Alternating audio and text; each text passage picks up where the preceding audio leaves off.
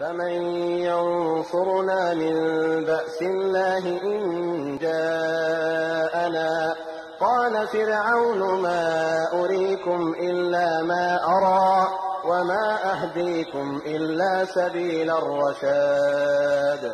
وقال الذي آمن يا قوم إني أخاف عليكم مثل يوم الأحزاب مثل دأب قوم نوح وعاد وثمود والذين من بعدهم وما الله يريد ظلما للعباد.